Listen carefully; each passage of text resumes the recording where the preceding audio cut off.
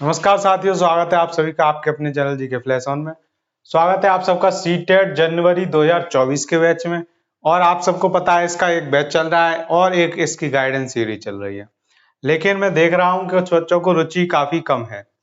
क्यों क्यों काफी कम रुचि है? सिर्फ इसका एक ही रीजन है कि उनको सीटेट पास नहीं करना है। उनको सीटेट का पेपर ये तो पता है कि हलवा है, लेकिन ये नहीं पता है कि इस हलवे को बनाना कैसे है। तो जिसको ये पता है कि सीटेट काफी हलवा पेपर आता है तो वो काफी अच्छी बात है।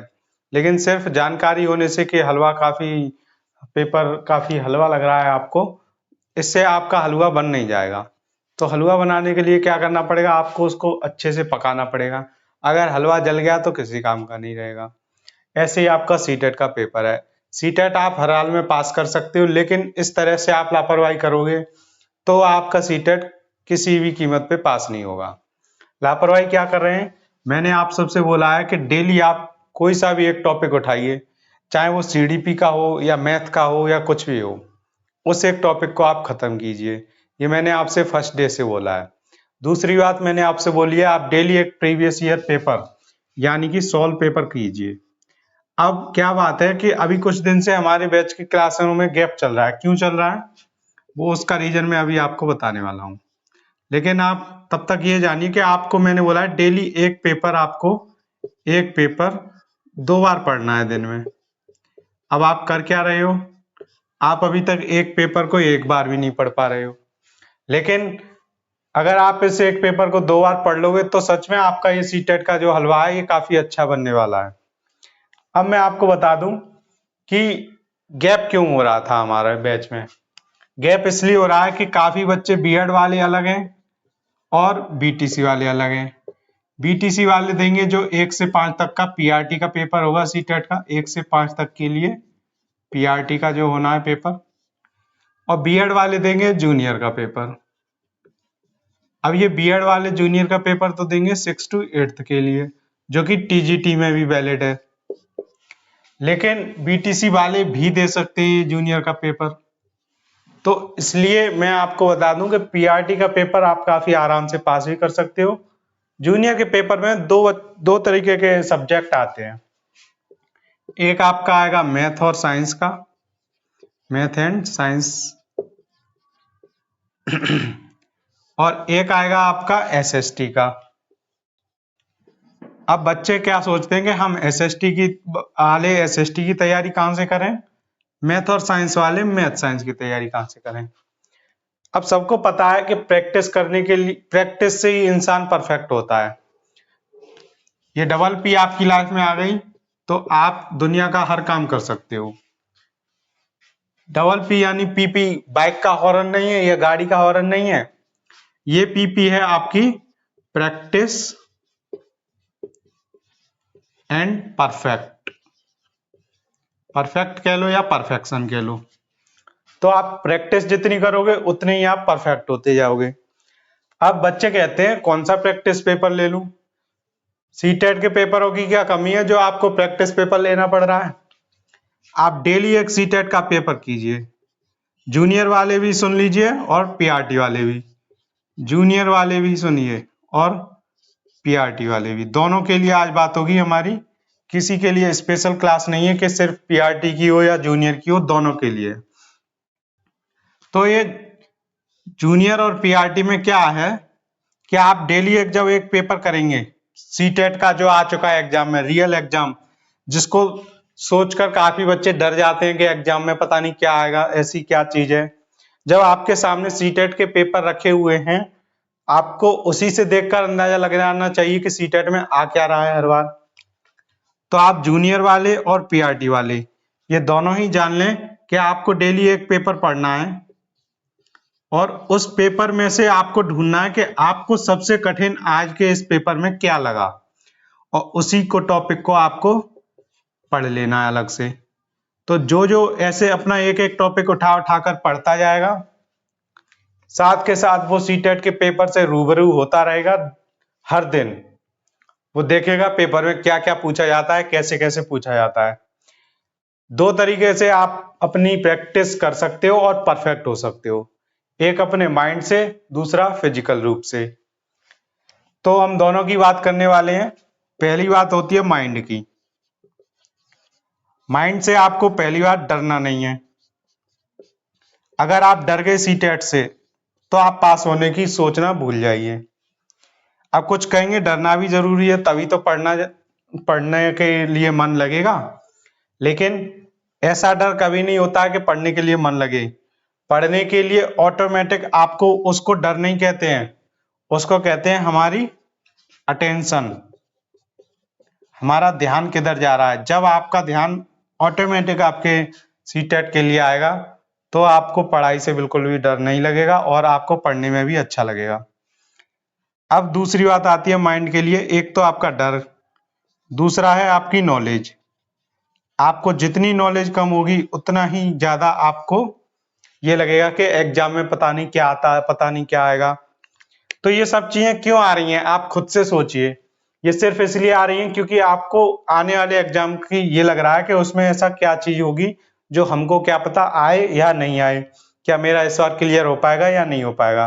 तो इन सब रीजन की वजह से आप सबको ये लगता है कि सीटेट की तैयारी कब करूं, कैसे करूं, कहां से करूं, यही सब आप सोचते रहते हो। और ऐसे करते करते सीटेट का एग्जाम आ जाता है। कुछ बच्चे इससे भी ज्यादा एडवांस में सोच लेते हैं।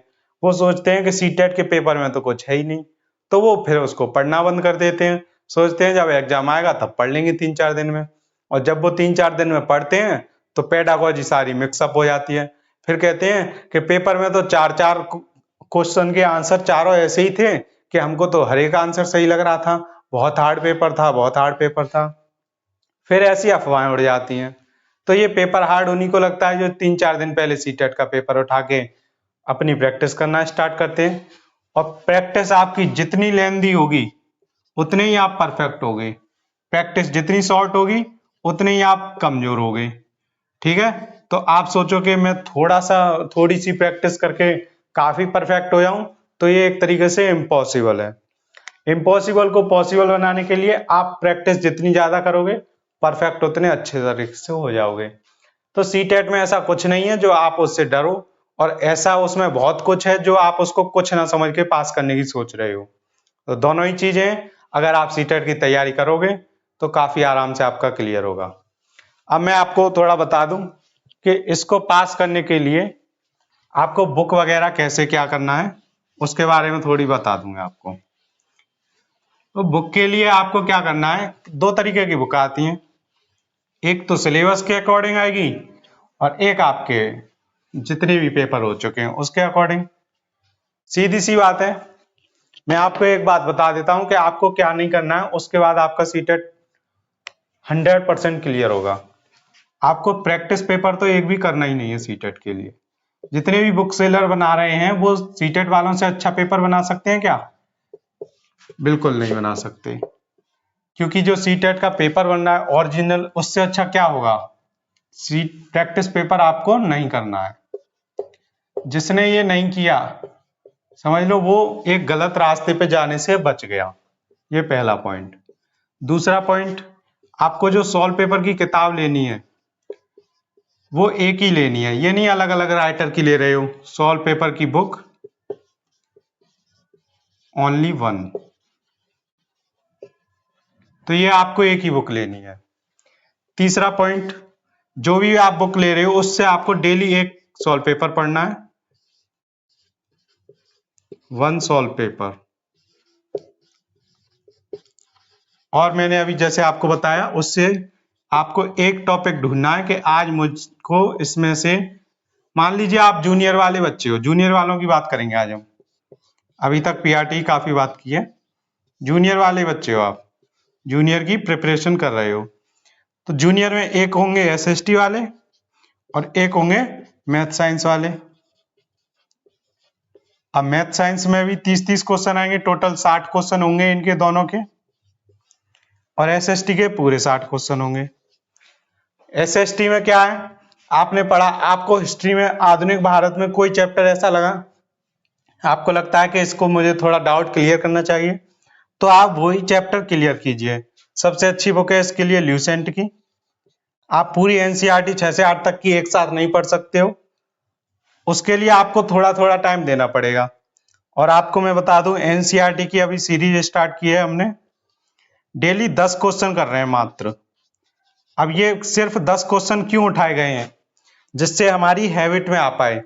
जब एक बार हमारी हैबिट में आ जाएगा डेली पढ़ना, उसके बाद इन 10 क्वेश्चन को हम 20 क्वेश्चन भी कर सकते हैं और 30 क्वेश्चन भी और 40 क्वेश्चन भी, जितनी हमारी मर्जी होगी उतनी कर सकते हैं अपनी कैपेसिटी के अकॉर्डिंग। लेकिन अगर ये डेली 10-10 क्वेश्चन भी नहीं हम कर पाए तो सोचिए 20 और 30 कहां से कर पाएंगे डेली। तो आपने सबने एक कहावत सुनी होगी, बूंद बूंद से घड़ा भरता है। उसी तरह से थोड़ा थोड़ा पढ़ने से काफी अच्छे से हमारी पढ़ाई हो सकती है और उससे किसी के माइंड पर प्रेशर भी नहीं पड़ता है। और जब थोड़ा थोड़ा हम पढ़ते हैं, वही पढ़ाई हमारी काफी लंबे समय तक माइंड में रहती है। ऐसे ही मैथ साइंस में आपको कोई एक टॉपिक ढूंढना है, एक सॉल्व पेपर पढ़ के। काफी टॉपिक होते हैं, जैसे आपको ट्रायंगल के एंगल निकालने में दिक्कत हो रही है, आपको समझ लीजिए जियोमेट्री में दिक्कत हो रही है, साइंस में आपको मान लीजिए बायोलॉजी कठिन लगती है, किसी को फिजिक्स कठिन लगती है, किसी को केमिस्ट्री कठिन लगती है। तो इस तरह से आपको जो टॉपिक में, जिस सब्जेक्ट में जो टॉपिक कठिन लगे, आप उसको डेली पढ़िए। अगर आपने अभी ढील दे दी, फिर बाद में आप ये मत बोलना कि सीटेट मेरा क्लियर नहीं हुआ। तो आपको ना तो इससे डरना है और ना ही इसको काफी ढील देनी है। तो आपको करना क्या है, आपको बस एक रूटीन बनाना है, थोड़ा थोड़ा पढ़ते जाना है और काफी आराम से अपना ये एग्जाम क्लियर करना है। तो जितनी मैंने आपको बात बताई है, इसके बाद मुझे नहीं लगता है कि आप सब डाउट में और कंफ्यूजन में रहेंगे कि क्या करना है, कैसे करना है। तो मिलते हैं आपसे जल्दी नेक्स्ट वीडियो में। आपको पढ़ाने की चीजें मैं पढ़ाता रहूंगा, जहां गाइडेंस की जरूरत होगी वहां मैं गाइडेंस भी देता रहूंगा। मेरा एक्सपीरियंस मैं आपके सबके साथ काफी बार शेयर कर चुका हूं। तो आपको मैं बस इतनी जरूर बता सकता हूं कि सीटेट तो आपका हर हाल में क्लियर होगा, अगर आपने ये सब कर लिया तो। मिलते हैं आपसे जल्दी नेक्स्ट वीडियो में। Thank you so much.